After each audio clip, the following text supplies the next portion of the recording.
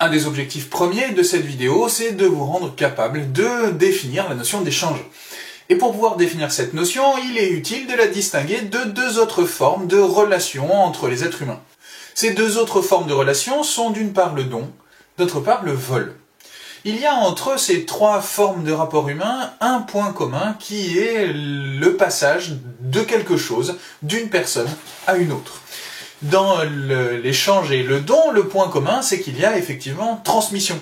Quand on échange une marchandise, quand on échange une parole, quand on échange une politesse, dans ces cas, effectivement, il y a quelque chose qui est transmis d'une personne à l'autre. Au contraire, dans le vol, il n'y a pas de transmission, il y a prise. C'est la volonté, le consentement de la personne qui possédait au départ ce qui est volé, qui en fin de compte n'en est plus possesseur, et ceci contre sa volonté. Donc il n'y a pas de transmission au sens strict, il y a bien pourtant passage de quelque chose. Ce qui distingue par contre l'échange du don, c'est le fait qu'il y a réciprocité. Quand je donne quelque chose à quelqu'un, je n'attends strictement rien en retour. Et en ce sens-là, le don, il faut le dire, est désintéressé. Au contraire, dans l'échange, je ne donne que pour recevoir en retour. Et donc ce qui définit l'échange, c'est non seulement une transmission, mais la réciprocité de la transmission. Par conséquent, la première hypothèse qu'on peut très rapidement formuler de réponse à la question « tous les échanges sont-ils intéressés ?» c'est oui, ils sont tous intéressés puisque justement, dans la définition de l'échange, il y a cette réciprocité. Je ne donne que parce que j'attends en retour. Ce qui est vraiment intéressant, c'est que dans la notion d'échange, il y a toujours celle d'accord. Cet accord, il faut bien remarquer d'ailleurs qu'il peut être plus ou moins explicite. Et il y a des situations très très claires lorsque, par exemple, dans un contrat de vente, on stipule parfaitement explicitement, aux yeux d'un témoin, que l'autre doit me rendre une somme d'argent contre la marchandise que je lui ai donnée. De sorte qu'il y a ces formes d'échange où le contrat est très très explicite et où il peut servir, par exemple, en cas de problème, à une demande juridique. Mais il y a des formes d'échange où le contrat n'est pas du tout explicite. Quand, par exemple, je fais un cadeau d'anniversaire, eh bien, on pourrait dire que c'est un don parfaitement gratuit. Sauf que, en général, quand on fait un cadeau d'anniversaire, eh bien, on a bien une attente en retour, même si cette attente en retour, elle n'est pas explicite. Et si la personne à laquelle j'ai fait un présent à mon propre anniversaire ne me rend pas un cadeau, j'aurai en général au moins une frustration, sinon clairement une accusation formulée. Par conséquent, si on dit que tous les échanges sont intéressés, il y a un enjeu. Et cet enjeu revient à dire que le don n'existe pas vraiment. Il n'existe pas vraiment parce que dans toute forme de transmission entre des êtres humains, il y a plus ou moins explicitement une forme de contrat qui revient à dire « je t'ai donné ça, tu dois nécessairement me rendre en retour ». Donc si l'échange, c'est une transmission qui suppose toujours, même implicitement, une réciprocité, alors on peut dire que le don n'existe pas et donc que tous les échanges sont effectivement intéressés. Et il y a au moins deux types d'objections qu'on doit pouvoir faire à cette idée-là. La première, c'est qu'il y a peut-être des formes de dons. On va remarquer que c'est bien difficile, mais n'y a-t-il pas au moins parfois une pure gratuité, par exemple quand on fait un don anonyme à quelqu'un ou à une association, c'est-à-dire que l'anonymat garantit l'impossibilité d'une réciprocité, est-ce que ce type de cas ne peut pas constituer une preuve de l'existence d'un don, et donc de l'idée selon laquelle il y a des échanges qui ne sont pas strictement intéressés. Mais cette objection, elle n'est pas encore parfaite dans la mesure où il ne s'agit pas d'un échange justement, mais d'un don. Donc on pourra essayer de faire une deuxième objection, pour constituer une deuxième hypothèse, et ça revient à réévaluer la nature même des échanges. En fin de compte, le fait qu'on n'échange pas que des objets, et donc des choses qui sont utiles, doit nous interroger sur la nature même des échanges. L'échange n'est pas en effet seulement une transmission réciproque, mais c'est aussi un acte et un type de relation en lui-même. Ici, on pourra s'attacher à regarder un peu l'étymologie du mot « échanger ». Échanger, c'est changer. Et s'il y a un changement dans le fait de l'échange, alors ça veut dire peut-être que l'échange, il est en lui-même intéressant. Il n'est pas seulement quelque chose qui sert d'intermédiaire pour obtenir quelque chose d'extérieur qui m'intéresse personnellement, mais il a en lui-même une dimension humaine, et cette dimension humaine de transformation de soi par le contact de l'autre signifierait effectivement que l'échange, c'est une manière d'exister. Ok, que dans l'échange, je deviens moi-même et que par cet acte de transformation de soi, je ne peux pas dire que l'échange est en lui-même intéressé, plutôt je devrais dire que l'échange est intéressant. On pourra donc à partir de ces deux hypothèses formuler la problématique suivante. L'échange est-il toujours une transmission qui attend implicitement une réciprocité, ou l'échange est-il au contraire toujours une forme de don de soi, une forme de perte de quelque chose de soi-même, par laquelle je suis augmenté et par laquelle je ne suis plus un, mais je construis une collectivité, je dépasse mon individualisme pour justement m'intéresser aux autres. On va essayer d'attaquer le développement de ce sujet en 3 moments. Ce qu'on va soutenir dans cette première partie, c'est que l'échange provient du besoin et que par conséquent, il n'y a pas d'échange désintéressé. Pourtant, dans une seconde partie, on essaiera d'étudier la dimension anthropologique, la dimension culturelle et sociale de l'échange et qui montrera qu'il y a plus que mon intérêt personnel dans l'échange parce que justement, c'est une réalité collective. Dans une troisième partie, on essaiera de poser la question qui est propre à l'anthropologie, à savoir, est-ce que quand on échange quelque chose, ça revient à dénaturer, à faire perdre son existence et son authenticité à la personne ou au groupe social avec lequel on échange. La thèse qu'on va défendre dans cette première partie, c'est donc que oui, tous les échanges sont intéressés. Et pour ce faire, il y a une stratégie argumentative en fait qui est définie par la thèse. Puisque pour établir qu'un échange est intéressé, il faut établir que ce qu'on vise en échangeant, l'intention, la raison pour laquelle on échange, eh bien c'est un bénéfice personnel. À ce titre, on montrera dans un premier temps que la raison d'être des échanges, ce qui fait que l'homme échange, c'est pour satisfaire ses besoins. Pour éviter l'objection selon laquelle, oui, mais il y a des choses qu'on échange qui ne sont pas de l'ordre du besoin vital, il y a des choses qui sont plus artificielles, des choses qui sont plus superflues que nous échangeons, eh bien, on montrera que même dans les cas où c'est pas un pur besoin vital qu'on échange, l'échange, il a quand même une raison personnelle d'exister. Et cette raison, c'est qu'il est plus rationnel d'échanger que de faire par soi-même. C'est-à-dire que ça permet effectivement de garantir, de sécuriser les profits qu'un individu peut faire et les avantages qu'il a dans la vie. Donc, c'est par besoin et par rationalité que l'être humain échange. Par conséquent, oui, tous les échanges sont intéressés. La première idée, selon laquelle c'est pour satisfaire nos besoins qu'on échange, elle vient assez spontanément s'imposer si on se demande pourquoi l'homme échange-t-il. Et une réponse assez facile qui s'impose, c'est parce qu'on n'est pas capable de satisfaire nos besoins tout seul. En effet, l'homme est un animal faible, et un animal faible qui a un corps qui a beaucoup de besoins. C'est cette disproportion entre notre faiblesse corporelle et le grand nombre de nos besoins qui rend nécessaire l'échange. L'homme doit en effet se couvrir, se donner des vêtements, se donner de quoi se nourrir et construire un abri parce que son corps n'est pas disposé de griffes, n'est pas disposé d'ailes, il n'a pas des instruments corporels, des organes qui lui permettent de se défendre, et donc il a un plus grand nombre de besoins.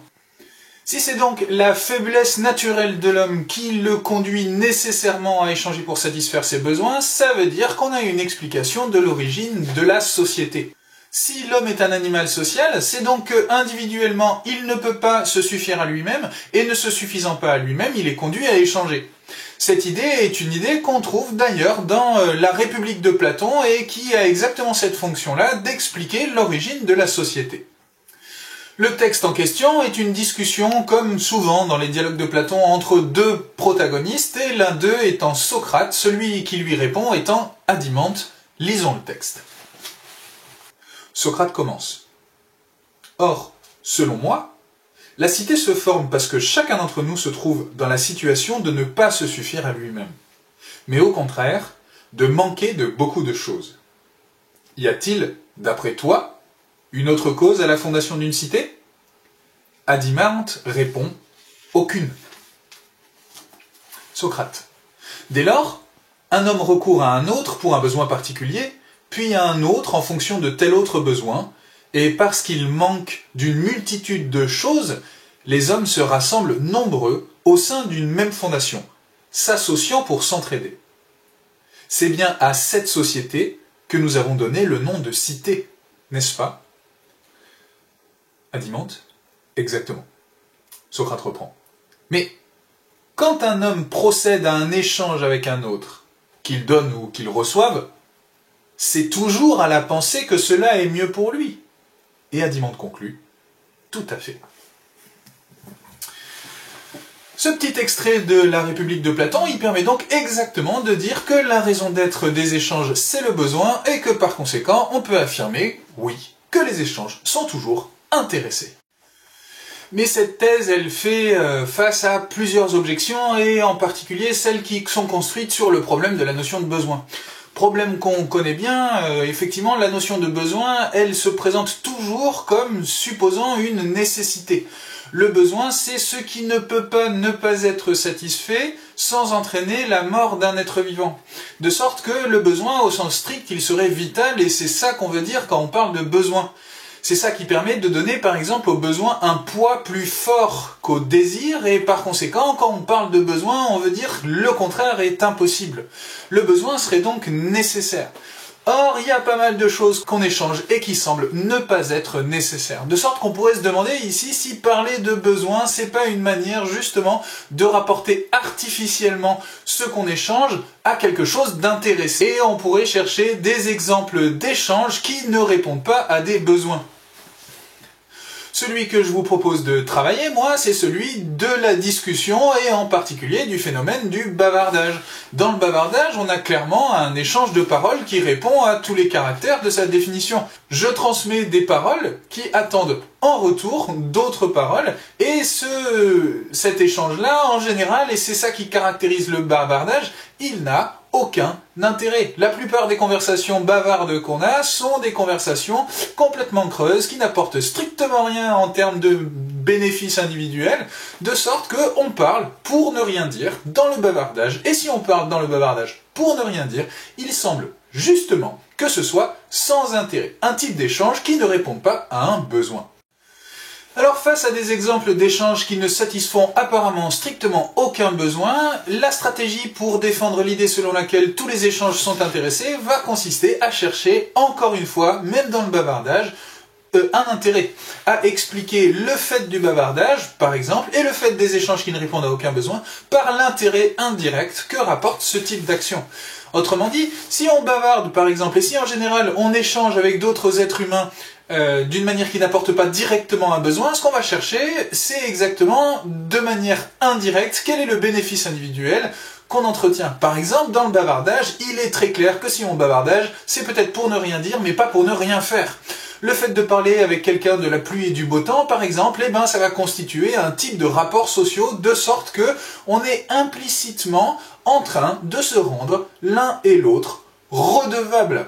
Le fait de bavarder, ça a bien un intérêt, ça qui fait que la prochaine fois que je vais demander quelque chose à quelqu'un, si j'ai pris du temps pour m'intéresser à lui, si j'ai pris du temps pour bavarder, eh bien cette personne, effectivement, elle va pouvoir me répondre et satisfaire mon intérêt.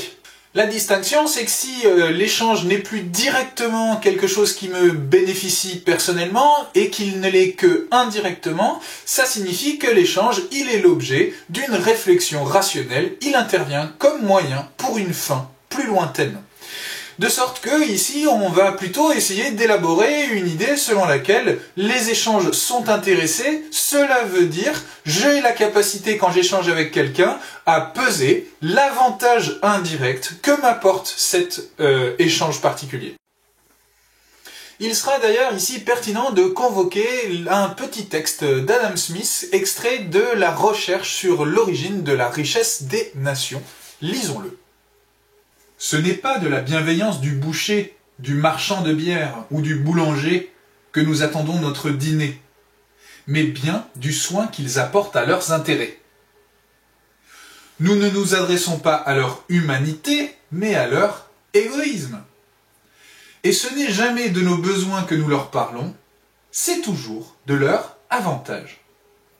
Il n'y a qu'un mendiant qui puisse se résoudre à dépendre de la bienveillance d'autrui. Encore, ce mendiant n'en dépend-il pas en tout?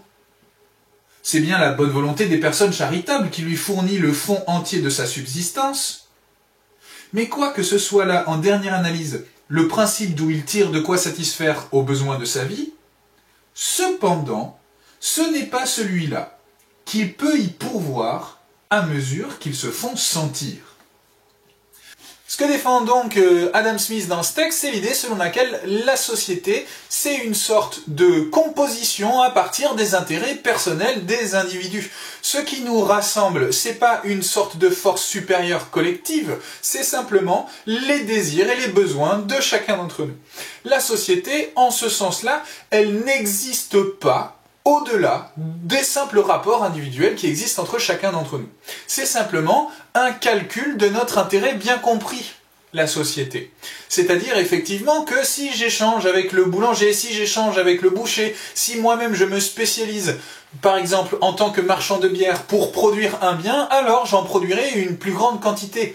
De sorte que rationnellement, il est encore une fois avantageux d'échanger parce que ça permet à chacun de se spécialiser dans une tâche et donc au total d'avoir un bénéfice commun supérieur à celui qui existerait indépendamment pour les seuls individus. Adam Smith, c'est en effet un théoricien de la structure sociale qu'on appelle la division du travail. Et dans ce texte, ce qu'il a à l'esprit, c'est l'idée selon laquelle si chacun se spécialise dans une tâche, alors au total, on aura un bénéfice supplémentaire. Donc, en particulier dans le bavardage commerçant, quand je papote avec le commerçant chez lequel je me rends, je sais très bien que derrière cette discussion, il y a aussi un intérêt, par exemple pour le commerçant, de faire en sorte que je revienne la fois suivante, et pour moi-même, d'avoir des conseils qui sont meilleurs. Mais ce qui est aussi intéressant, c'est que dans ce texte, il examine une objection, celle du mendiant. Il nous arrive de donner gratuitement. Et par conséquent, est-ce que dans ce cas-là, le don, on ne peut pas effectivement dire qu'il y a un type d'échange qui n'est pas intéressé ? La première manière de répondre, c'est « mais c'est pas un échange ». Et comme c'est pas un échange mais une forme du don, alors effectivement, il n'y a pas de problème. Ça ne concerne pas la réflexion qu'on est en train de conduire. Cependant, cette idée, elle est un peu fragile parce qu'on pourrait dire que justement, il y a bien là des formes d'échange qui sont à la marge de l'intérêt. Par exemple, quand je discute avec ce mendiant, quand je m'arrête pour lui parler et pour, à la fin de cette discussion, lui donner quelque chose, est-ce qu'on n'est pas précisément dans un type d'échange qui déborde le cadre de l'intérêt personnel ? Et en un sens, l'argument dernier, l'idée dernière qu'on pourrait essayer d'opposer à l'idée que tous les échanges sont intéressés ici, c'est l'idée selon laquelle il y a des formes absolument gratuites dans lesquelles on ne peut considérer strictement aucun retour d'échange. Il y a des dons absolument purs. On peut trouver un exemple assez frappant de cette gratuité du don dans le roman du marquis de Sade, Justine ou Les infortunes de la vertu. Ce roman est le récit par le marquis de Sade de la vie de Justine. Elle est orpheline et elle vit probablement la vie la plus insupportable qu'on pourrait imaginer. Et cette vie insupportable qui lui arrive par infortune, par malchance, elle se conjoint exactement avec une vertu inébranlable. Justine, c'est la fille qui en permanence fait don de tout ce qu'elle a.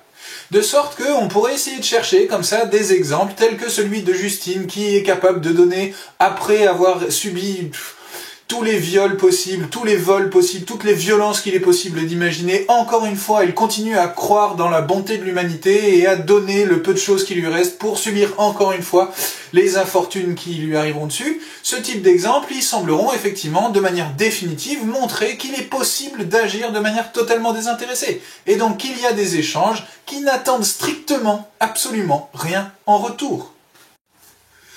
La générosité infinie que la Justine de Sade nous met sous les yeux constituerait donc un obstacle, une objection radicale à l'idée selon laquelle tous les échanges sont intéressés.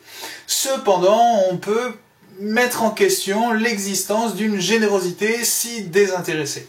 En effet, la question qu'on peut se poser, et la question qui sert d'objection à ce genre d'argument, c'est toujours la même. En fin de compte, si l'acte est complètement désintéressé, si Justine s'engage dans des relations avec les autres qui sont absolument désintéressées, comment pourrait-elle même commencer ? La question, effectivement, revient à se demander quelle peut être la motivation, quelle peut être la source de cette action, d'où peut-elle venir, sinon, justement, parce que d'une manière ou d'une autre, elle est intéressée. Et donc, on aurait de bonnes raisons de chercher, même dans les échanges qui semblent les plus intéressés, des formes de comportement qui, en réalité, sont motivées par un intérêt très déguisé, cette fois-ci. Et l'argument qu'on donne, en général, pour répondre à cette solution, ce qui donne une réalité à cette hypothèse, l'hypothèse d'un intérêt secret, c'est la bonne conscience. La bonne conscience, c'est la sorte de satisfaction qu'on éprouverait quand justement on fait un acte qui est désintéressé. De sorte que même la personne qui fait un don, admettons, purement anonyme, c'est-à-dire qui ne reçoit aucune récompense directe ni indirecte, ce qui la motive à ce don totalement anonyme, eh bien, c'est la recherche de cette satisfaction qu'on appelle la bonne conscience. Donc, la stratégie argumentative qu'on est en train de déployer consiste systématiquement à chercher derrière les types de relations qu'il y a entre les êtres humains, derrière toutes les formes de dons, la réalité d'un échange. Au fond, la thèse qu'on est en train de soutenir, c'est le don n'existe pas. Il n'existe chez l'être humain que des échanges, et tous les échanges sont intéressés. Un des points qui rend cette thèse assez intéressante, c'est qu'elle soutient une certaine vision de l'être humain. Une vision de l'être humain qu'on peut appeler, comme le font certains économistes contemporains, l'homo economicus. Homo economicus parce que, justement, tous les rapports qu'il a avec les autres sont le résultat d'un processus rationnel dans lequel il arrive à calculer ses interactions comme étant les plus optimales. L'être humain serait un individu qui cherche en permanence à optimiser, à rationaliser ses rapports avec les autres. Et dans ce contexte-là, la capacité à faire des échanges qui soient optimaux, ça serait la véritable qualité humaine, au fond. Il ne s'agit pas donc de chercher à être plus ou moins généreux, il ne s'agit pas d'être plus ou moins vertueux, il s'agit de faire systématiquement en sorte que les échanges dans lesquels on s'engage avec les autres, ils soient rationnellement optimaux. Dire que tous les échanges sont intéressés, c'est donc défendre une certaine vision de l'être humain dans lequel les rapports avec les autres sont des relations d'extériorité où je me lie avec toi en tant qu'instrument pour mon propre bien, même si j'ai compris rationnellement que la capacité que j'ai à favoriser tes propres bénéfices indirectement, elle rend optimaux les relations entre les individus. Et la question qu'on peut poser, c'est est-ce que cette vision de l'homme, est-ce que cette conception des échanges rend bien compte de la réalité ? Est-ce que, effectivement, quand j'échange avec les autres, j'ai bien cette conscience d'un calcul rationnel qui me permettrait d'obtenir le meilleur de ce que je peux avoir ? Rien d'aussi évident.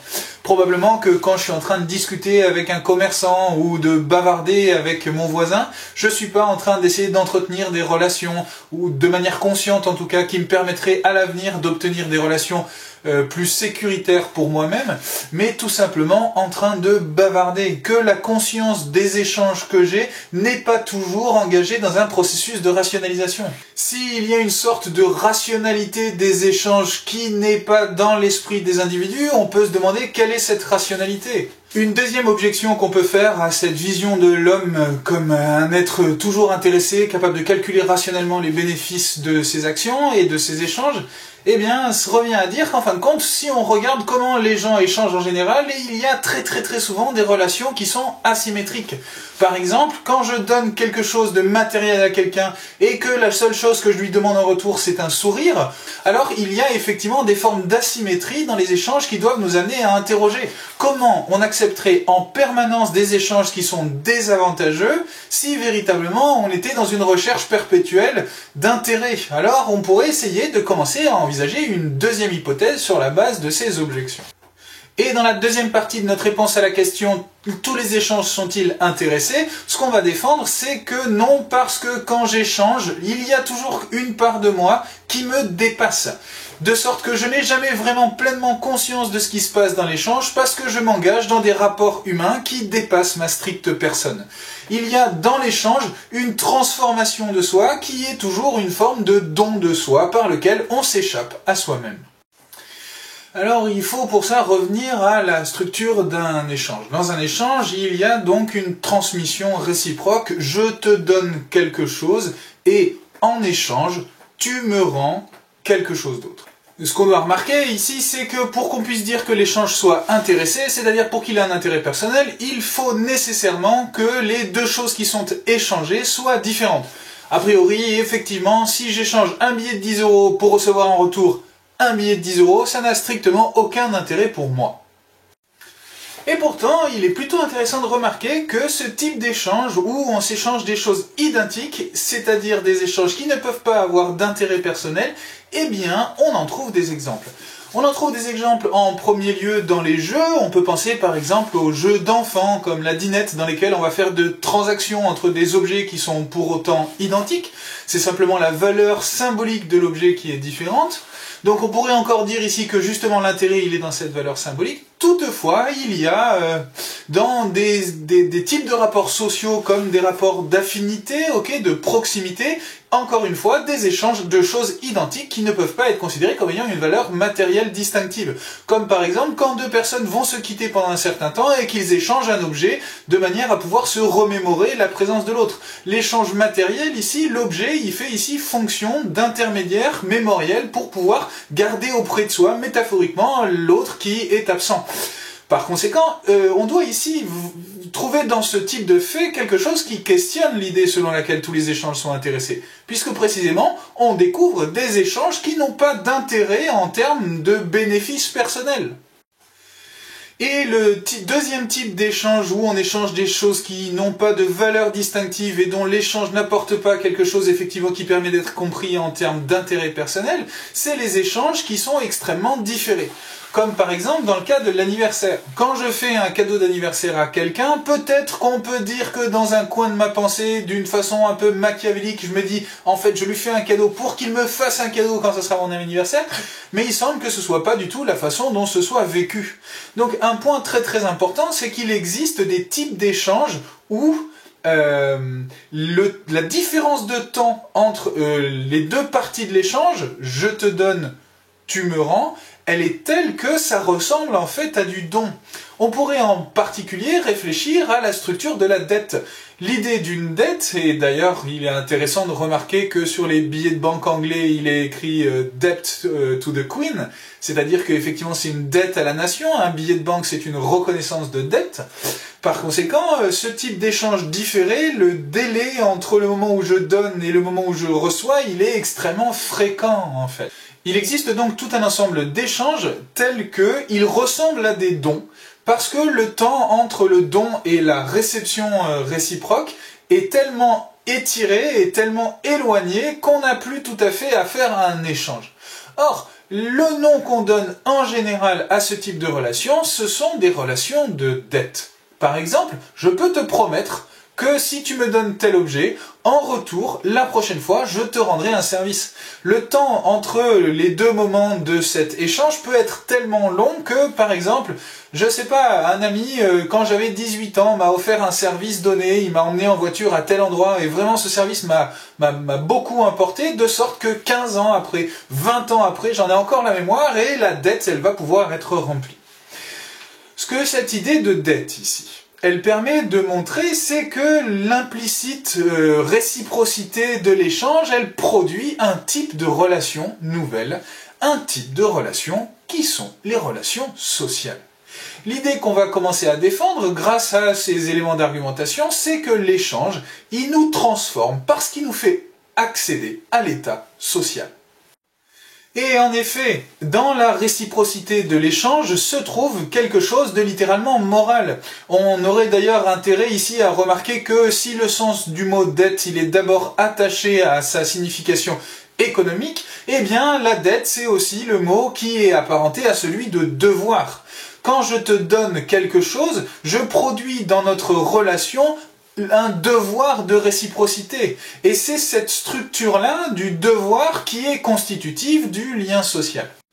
Autrement dit, quand je m'engage dans un rapport d'échange, je suis toujours un peu en train de faire autre chose que simplement satisfaire mon intérêt, puisque je m'arrache à mon égoïsme pour engager une relation sociale de l'ordre du devoir.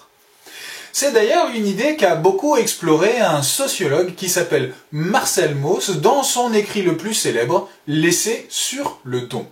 Dans son essai sur le don, Mauss analyse un ensemble de pratiques sociales, de pratiques culturelles qui sont dans des cultures autres que la culture occidentale et à travers lesquelles justement il montre que la différence temporelle entre le don et le don réciproque, c'est-à-dire l'écartement temporel de l'échange, il est structurant de la totalité des relations sociales. Un des cas qu'il examine, c'est le potlatch, c'est-à-dire un type de fête en Mélanésie dans lesquelles les individus se font des cadeaux, et si on observe du dessus ce rapport de cadeaux un peu foisonnant, eh bien on se rend compte que tout le monde y gagne exactement, mais de manière indirecte, autant qu'il y perd.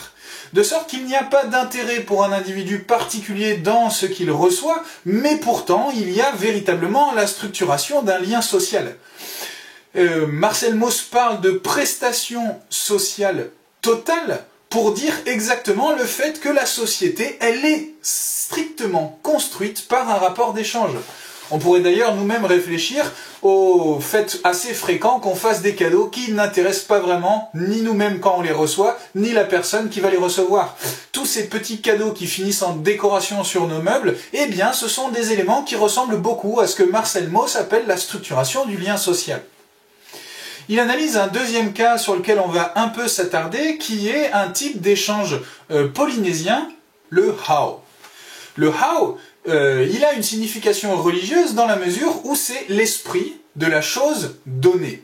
Alors il y a quelque chose de ici un peu mystérieux et qui a beaucoup questionné les ethnologues parce qu'ils se sont demandé, mais en fin de compte, est-ce que véritablement les Polynésiens croient que les objets ont une âme ? Comment comprendre cette idée que le hao, ça serait un esprit d'une chose échangée? Y a-t-il dans le présent que je te fais une âme qui est considérée au sens littéral, comme nous considérons que les êtres humains ont une âme? Et c'est à cette question-là que Marcel Mauss répond précisément en expliquant ce que c'est que le hao. Lisons le texte. On comprend clairement et logiquement, dans ce système d'idées, qu'il faille rendre à autrui ce qui est en réalité parcelle de sa nature et substance. Car accepter quelque chose de quelqu'un, c'est accepter quelque chose de son essence spirituelle, de son âme. La conservation de cette chose serait dangereuse et mortelle, et cela non pas simplement parce qu'elle serait illicite, mais aussi parce que cette chose qui vient de la personne, non seulement moralement, mais physiquement et spirituellement, cette essence, cette nourriture, ces biens, meubles ou immeubles, ces femmes ou ces descendants, ces rites ou ces communions, donnent prise magique et religieuse sur vous. Enfin, cette chose donnée n'est pas chose inerte. Animée, souvent individualisée, elle tend à rentrer à ce que Hertz appelait son foyer d'origine, ou à produire, pour le clan et le sol dont elle est issue, un équivalent qui la remplace. L'analyse que fait Mauss dans ce texte revient à dire que, en fait, le hao, cette âme de l'objet, l'esprit de la chose donnée, c'est bien plutôt un rapport social. Et si les termes que les Polynésiens utilisent pour décrire leur régime d'échange, le système d'échange, sont qualifiables de religieux au sens où ils ressemblent aux notions qui existent dans nos propres religions, eh bien on aurait plutôt raison de considérer qu'il s'agit de phénomènes culturels bien plutôt que de phénomènes religieux. Le hao, en ce sens, c'est le fait de la dette. C'est le fait de l'exigence de réciprocité qui s'attache à un objet au point qu'on peut dire littéralement, et Mauss l'affirme, qu'il y a une part de celui qui m'a donné cet objet dans l'objet. Autrement dit, quand j'échange, je donne plus qu'un objet, plus que de l'intérêt, parce que je fais passer deux individus qui auparavant étaient séparés à une unité nouvelle de deux séparés. Je produis une totalité. L'échange, en ce sens-là, dépasse toujours l'individu, parce qu'il est la condition de constitution de ce rapport nouveau qui dépasse l'individu, qu'est le lien social. Il est assez intéressant de voir d'ailleurs que le lien social peut ensuite, par un effet de rebond, exercer sur l'individu une forme de pression qu'il ne maîtrise pas. La société, elle a une existence en particulier à travers le sentiment d'obligation. Et ce qui fait que l'échange n'est pas seulement intéressé, c'est que quand j'échange, j'accepte moi-même en retour de recevoir une obligation, c'est-à-dire que je me soumets en quelque sorte volontairement à une société nouvelle. Par conséquent, Plutôt que de réfléchir l'échange en termes d'intérêt et d'économie rationnelle de l'individu, on aurait de bonnes raisons de réfléchir à l'échange comme un type de structure supra-individuelle qui dépasse les individus isolés les uns des autres pour constituer justement ce qui s'appelle une société. L'échange, c'est la condition par laquelle l'individu se transforme en être social. Un des problèmes que pose cette idée qu'échanger, c'est changer, et donc que quand j'entre dans un rapport d'échange avec un autre, alors je me dépasse pour créer un type de relation nouveau, c'est qu'au fond, ça revient à dire que l'échange est toujours, d'une manière ou d'une autre, une perte de notre identité. Et en effet, c'est quelque chose qui avait été bien remarqué déjà par les anthropologues et qui fait toujours une sorte de nostalgie de la primitivité, de l'authenticité perdue. En effet, on peut analyser le processus historique de colonisation comme un exemple très clair dans lequel les échanges entre les cultures ont conduit une partie des cultures du monde à littéralement perdre leur identité. Un bon exemple de ça est le cas de l'activité d'évangélisme menée par les jésuites.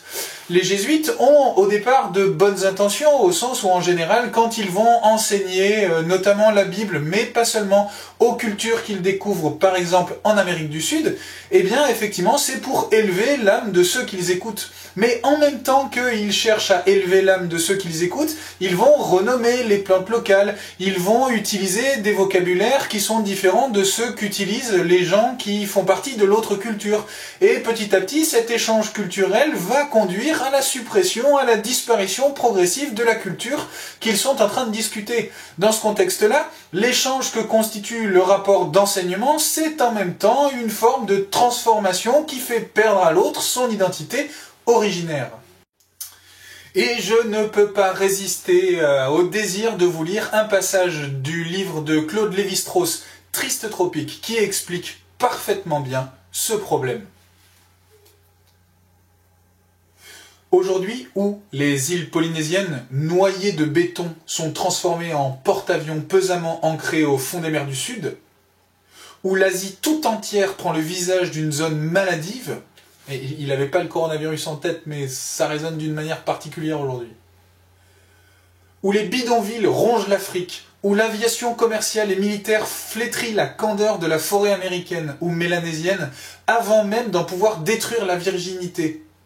Comment la prétendue évasion du voyage pourrait-elle réussir autre chose que nous confronter aux formes les plus malheureuses de notre existence historique ? Cette grande civilisation occidentale, créatrice des merveilles dont nous jouissons, elle n'a certes pas réussi à les produire sans contrepartie. Comme son œuvre la plus fameuse pile ou s'élabore des architectures d'une complexité inconnue, l'homme et l'harmonie de l'Occident exigent l'élimination d'une masse prodigieuse de sous-produits maléfiques dont la Terre est aujourd'hui infectée. Ce que d'abord vous nous montrez, voyage, c'est notre ordure lancée au visage de l'humanité. Je comprends alors la passion, la folie, la duperie des récits de voyage. Ils apportent l'illusion de ce qui n'existe plus et qui devrait être encore pour que nous échappions à l'accablante évidence que 20 000 ans d'histoire sont joués. Il n'y a plus rien à faire. La civilisation n'est plus cette fleur fragile qu'on préservait, qu'on développait à grand-peine dans quelques coins abrités d'un terroir riche en espèces rustiques, menaçantes sans doute par leur vivacité, mais qui permettaient aussi de varier et de revigorer les semis. L'humanité s'installe dans la monoculture. Elle s'apprête à produire la civilisation en masse, comme la betterave. Son ordinaire ne comportera plus que ce plat. Ce que dit Lévi-Strauss, c'est donc que si échanger c'est changer, alors avec le progrès du temps, avec la réciprocité des échanges et cette répétitivité des échanges, eh bien le danger c'est de voir disparaître les différences entre les individus. Donc peut-être que le problème de cette idée que les échanges ne sont pas toujours intéressés, c'est que ça veut dire qu'il y a un processus d'uniformisation, de perte de la disparité par le phénomène d'échange. Autrement dit, l'objection qu'on est en train de formuler à l'idée selon laquelle tous les échanges ne sont pas intéressés parce que échanger s'échanger, revient à dire que si on admet cette thèse, alors on doit en même temps admettre la disparition de l'individu. Si échanger, s'échanger, ça veut dire que dans l'échange, je ne suis plus véritablement moi-même. Donc, ce qu'on peut essayer de chercher à ce stade, c'est est-ce qu'il est possible à la fois de reconnaître la dimension supra-individuelle des échanges, de reconnaître que les échanges me dépassent en tant que personne, et en même temps de reconnaître ma liberté. Peut-on trouver une forme d'échange ou une conception des échanges qui soit capable de rendre compte à la fois de ma capacité à être intéressé et à la fois de ma capacité à me désintéresser de moi-même?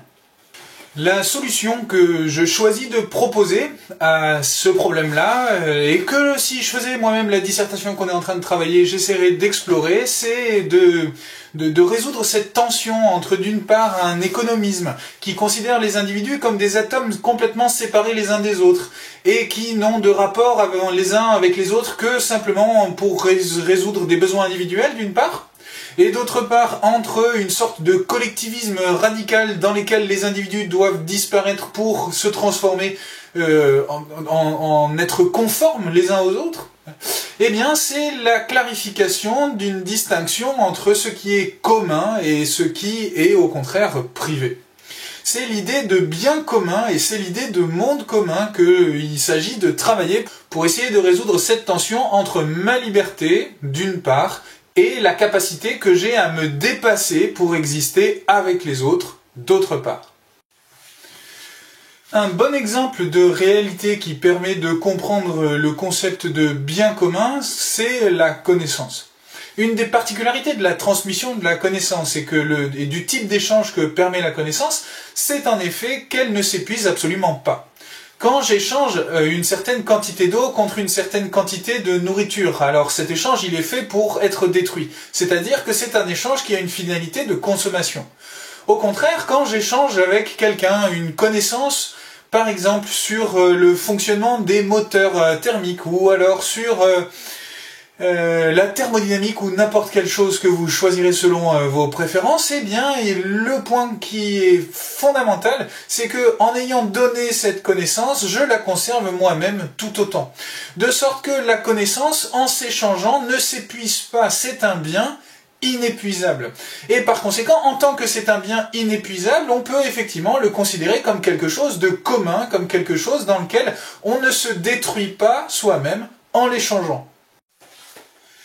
Cette idée de monde commun, de bien commun, au sens de ce qui se trouve entre les hommes, de sorte que l'échanger ne le détruit pas, je la construis à partir de la lecture de La condition de l'homme moderne d'Hannah Arendt.